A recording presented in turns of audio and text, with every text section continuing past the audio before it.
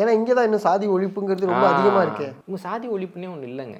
Okay, அது இப்போ இப்படி ரெட்டியார் மாநாடு போட்டுட்டு நாயுடு மாநாடு போட்டுட்டு ஜாதி ஒழிப்புன்னா இப்படி ஒழிஞ்சிருமா? புரியுது. ஒன்று எல்லாரும் கைவிடணும்ல. நான் என் சாதியை பிடிச்சிட்டு தொங்குன்னு தொங்குவேன், பார்த்தோன்னே கவுடாவான்னு கேட்டு தான் பேசுவேன். இவங்களே பெருமையாக சொல்லிக்கிறாங்களே, ராமசாமி நாயக்கர் யார் வந்தாலும் முதல்ல என்ன ஜாதின்னு கேட்டு தான் பேசுவார். அப்போது நீ வந்து யார் வந்தாலும் என்ன ஜாதின்னு கேட்டு தான் பழகுற. நீ ஒரு 6% இருந்தனாலும் இப்போ உங்ககிட்ட இந்த தொத்து நோய் மாதிரி எல்லாருக்கும் பரவமா பரவாதா? புரியுது. ஆனால் ஆரம்ப காலகட்டத்தில் அப்படி ஒன்று இல்லவே இல்லை. தொழில் ரீதியாக தான் பிரிக்கப்பட்டு வந்துட்டு வர்ணாசிரமம் இல்லை. இவன் வந்துட்டு இந்த ஜாதி, அவன் அந்த ஜாதி. ஆனால் இவன் மேல் ஜாதி, இவன் கீழ் ஜாதின்னு கிடையாது. ஓகே, அதுவும் தொழில் ரீதியாக தானே ஃபஸ்ட்டு பிரிக்கப்பட்டது. தொழில் ரீதியாக நம்ம பிரிக்க முடியாது. நான் உதாரணம் சொல்கிறேன். தொழில் ரீதியாக பிரிக்கிறாங்கன்றாங்கல்ல. வர்ணாசிரம தர்மப்படி ரண வைத்தியம், புண்ணுக்கு இல்லை அறுவை சிகிச்சை பார்க்கக்கூடிய மருத்துவங்க எல்லாமே சூத்திரர்கள் அப்படின்னு இருக்குது.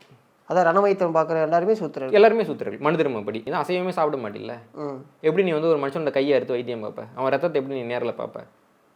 அப்போது அத்தனை ஆண்டு காலமாக யார் பார்த்துக்கிட்டு இருந்தாங்கன்னா நாவிதர்கள் அந்த வேலையை பார்த்துருந்தாங்க.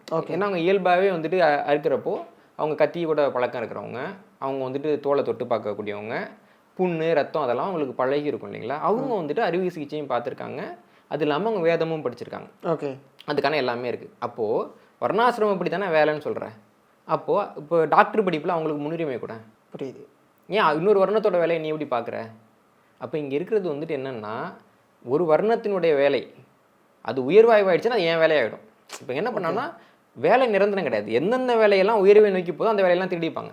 ஓகே, தமிழர்கள் ஆட்டுறப்போ வந்துட்டு அதுக்கு பேர் வந்து சதுராட்டம். சபாபதி படத்தில் இன்னும் கொச்சையாக சொல்லுவாங்க. ஒரு மோசமான ஒரு வார்த்தை சொல்லி அந்த கச்சேரிக்கு தான் போயிட்டு வராம்பாங்க. அந்த காலகட்டத்தில் அதான் பேர். இன்னைக்கு அவங்க ஆடுறப்ப அதுக்கு என்ன பேர்? பரதநாட்டியம். ஆமாம், இந்த விஷயத்தை நான் கேள்விப்பட்டிருக்கேன். அங்கேயா போயிட்டு வந்தா? ஆமாம், அங்கே தான் போயிட்டு வந்தேன் அப்படிங்கிற மாதிரி வரும் இல்லைங்களா. அப்போ நான் ஆடுறப்ப அது தாழ்ச்சி, நீ பண்ணுறப்ப மட்டும் இப்படி வசதி.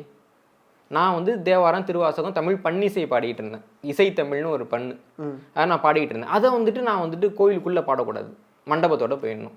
அந்த பண்ணிலிருந்து திருடி உருவாக்கப்பட்ட இன்னொரு இசை வடிவம் வந்துட்டு கர்நாடக இசை.